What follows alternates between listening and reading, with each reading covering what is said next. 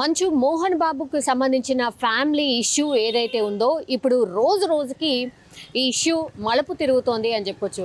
ఎందుకంటే సండే నుంచి స్టార్ట్ అయినటువంటి ఈ ఇష్యూ అయితే ఇంకా కూడా కొనసాగుతోంది. ఎందుకంటే ఫ్యామిలీ ఇష్యూ అయినప్పటికీ కూడా వీళ్ళందరూ కూడా సినిమా ఇండస్ట్రీలో చాలా పెద్దగా చలామణి అవుతున్నటువంటి ఫ్యామిలీస్ కాబట్టి వాళ్ళ ఇంట్లో ఏ చిన్నది ఏది జరిగినా సరే ఒక పెద్ద వార్తలాగా అవుతుంది.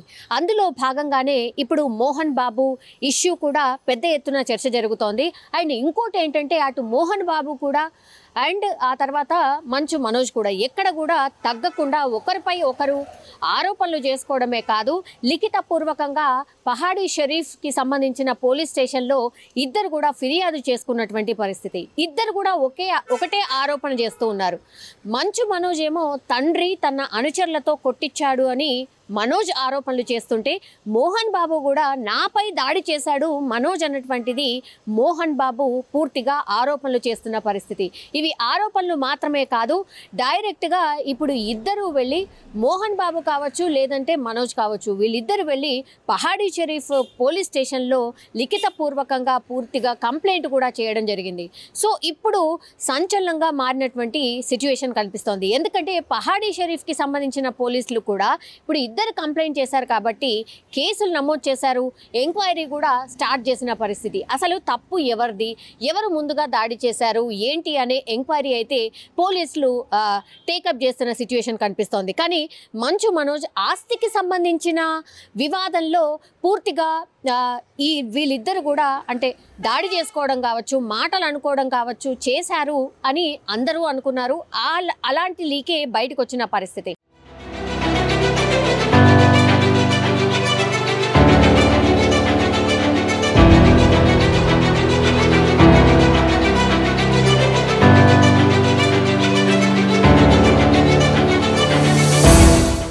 కానీ కాదు, యాక్చువల్లీ మనోజ్ ఆరోపిస్తుంది ఏంటి అంటే మోహన్ బాబు యూనివర్సిటీ ఏదైతే ఉందో ఆ మోహన్ బాబు యూనివర్సిటీలో పూర్తిగా ఆర్థికంగా అవకతవకలు జరుగుతున్నాయి.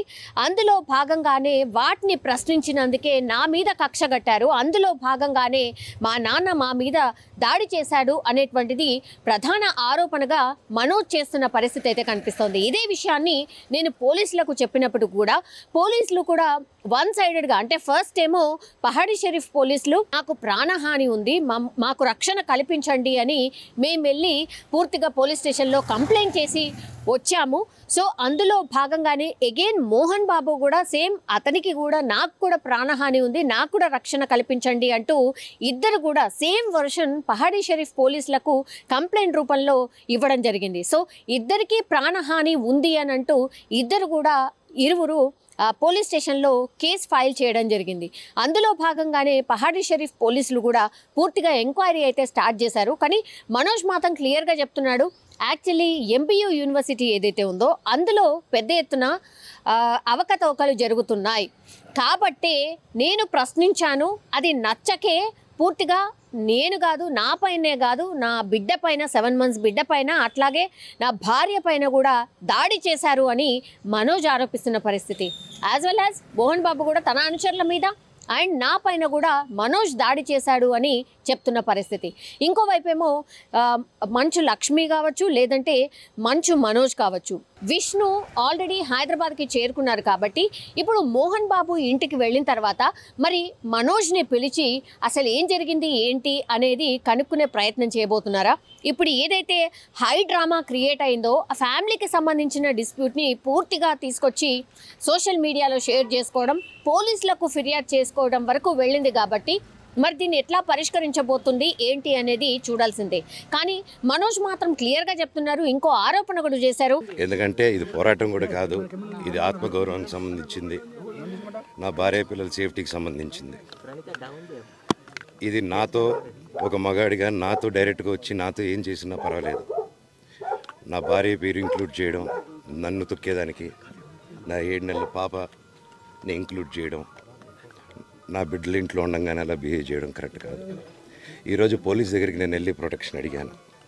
నేను మొన్న వచ్చి అడిగినప్పుడు మీకు అన్ని ఎవిడెన్స్లు ఇస్తాను, ఎస్ఐ గారు ఇక్కడి నుంచి వచ్చి నేను ఇస్తాను సార్ ప్రొటెక్షన్ చూపించాను, బౌన్సర్లు అందరూ అక్కడికి దాంకున్నారని చూపించాను. అది కొంచెం చూసి ఓకే సార్ మీరు ధైర్యంగా ఉండండి, మేము ఎక్కడికి వెళ్ళట్లేదని చెప్పి మాట్లాడి పారిపోయారు. అండ్ సీఎంలకు అండ్ పోలీస్ ఆఫీసర్స్కి కూడా రిక్వెస్ట్ చేసిన పరిస్థితి. మా పైన అయితే పూర్తిగా దాడి చేశారు, చంపే ప్రయత్నం కూడా జరిగింది కాబట్టి మాకు సెక్యూరిటీ కల్పించండి అని. కానీ ఈ మనోజ్ మాట్లాడుతూ ఇంకో విషయం కూడా చెప్పారు. యాక్చువల్లీ ఇద్దరం ఫిర్యాదు చేసుకున్నప్పటికీ కూడా మాకు సెక్యూరిటీ కల్పిస్తాము అనేటువంటిది పోలీస్ ఆఫీసర్స్ చెప్పినప్పటికీ కూడా అందుకు భిన్నంగా ఇప్పుడు మాకైతే సెక్యూరిటీ ఆఫీసర్స్ లేకుండానే పూర్తిగా మోహన్ బాబుకి సెక్యూరిటీ ఆఫీసర్స్ని ఆర్ సెక్యూరిటీని కల్పించడం జరుగుతుంది. ఇది ఎంతవరకు కరెక్ట్, ఎంతవరకు న్యాయము అనేటువంటి విషయాన్ని అయితే క్వశ్చన్ చేయడం జరుగుతుంది. సో ఎగ్జాక్ట్లీ ఏం జరిగింది ఏంటి అనేది మరి ఇప్పుడు విష్ణు కూడా హైదరాబాద్కి వచ్చారు కాబట్టి మరి వీళ్ళందరూ కూర్చొని మాట్లాడుకొని ఈ సమస్యకి ఏమైనా పరిష్కార దిశగా అడుగులు పడతాయా, లేదంటే ఇరువురు కేసులు పెట్టుకున్నారు కాబట్టి ఇంకేం జరగబోతోంది అనేది వేచి చూడాల్సిందే. అండ్ మనోజ్ చేస్తున్నటువంటి ఆరోపణలు ఏవైతే ఉన్నాయో అవన్నీ కూడా రిజాల్వ్ అవుతాయా, లేకపోతే ఇంకా ఫర్దర్గానే ముందుకు వెళ్ళే అవకాశం ఉందా లేదా అనేది చూడాల్సిందే. కానీ సినీ ఇండస్ట్రీలో సినీ పెద్దలు అనేటువంటి వాళ్ళ ఫ్యామిలీలో జరిగినటువంటి ఈ వివాదం పైన అయితే పూర్తిగా సినీ పెద్దలే కావచ్చు, అభిమానులే కావచ్చు, లేదంటే సాధారణ ప్రజలు కూడా అసలు ఏం జరుగుతోంది ఏంటి అనేది అబ్జర్వ్ చేస్తున్న పరిస్థితి కనిపిస్తోంది.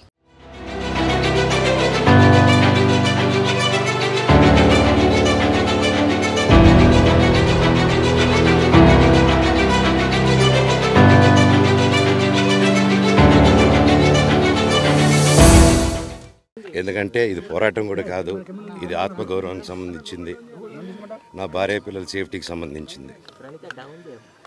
ఇది నాతో ఒక మగాడిగా నాతో డైరెక్ట్గా వచ్చి నాతో ఏం చేసినా పర్వాలేదు. నా భార్య పేరు ఇంక్లూడ్ చేయడం, నన్ను తొక్కేదానికి, నా 7 నెలల పాపని ఇంక్లూడ్ చేయడం, నా బిడ్డల ఇంట్లో ఉండగానే అలా బిహేవ్ చేయడం కరెక్ట్ కాదు. ఈరోజు పోలీస్ దగ్గరికి నేను వెళ్ళి ప్రొటెక్షన్ అడిగాను. నేను మొన్న వచ్చి అడిగినప్పుడు మీకు అన్ని ఎవిడెన్స్లు ఇస్తాను, ఎస్ఐ గారు ఇక్కడి నుంచి వచ్చి నేను ఇస్తాను సార్ ప్రొటెక్షన్ చూపించాను, బౌన్సర్లు అందరూ అక్కడికి దాక్కున్నారని చూపించాను. అది కొంచెం చూసి ఓకే సార్ మీరు ధైర్యంగా ఉండండి, మేము ఎక్కడికి వెళ్ళట్లేదని చెప్పి మాట్లాడి పారిపోయారు. నేను ఇంక్లూడ్ చేయడం, నా బిడ్డల ఇంట్లో ఉండగానే అలా బిహేవ్ చేయడం. ఈరోజు పోలీస్ దగ్గరికి నేను వెళ్ళి ప్రొటెక్షన్ నేను మొన్న వచ్చి అడిగినప్పుడు మీకు అన్ని ఎవిడెన్స్లు ఇస్తాను, ఎస్ఐ గారు ఇక్కడి నుంచి వచ్చి నేను ఇస్తాను సార్ ప్రొటెక్షన్ చూపించాను, బౌన్సర్లు అందరూ అక్కడికి దాక్కున్నారని. అది కొంచెం చూసి ఓకే సార్ ధైర్యంగా ఉండండి, మేము ఎక్కడికి వెళ్ళట్లేదని చెప్పి మాట్లాడి పారిపోయారు. ఇప్పుడు కానిస్టేబుల్స్ వచ్చి నా మనుషులను అందరినీ భయపించి ఇప్పుడు వాళ్ళ పేర్లు తీసుకుని బెదరగొట్టి మా మనుషులను పంపించేసి వేరే బాడీ గార్డ్ లోపలికి పంపించున్నారు సార్. ఏం జరిగిందండి అసలు? గొడవలు ఎందుకు జరిగాయి? మిమ్మల్ని ఎందుకు ఎందుకు వన్ సైడ్ తీసుకుంటున్నారు? కంప్లైంట్ తీసుకున్న తర్వాత వాళ్ళకి ఏ అధికారం ఉంది? నా ప్రొటెక్ట్ చేసే మనుషుల్ని పంపించేదానికి అధికారం ఉంది. ప్రపంచంలో అందరినీ కలుస్తాను సార్, బయలుదేరి.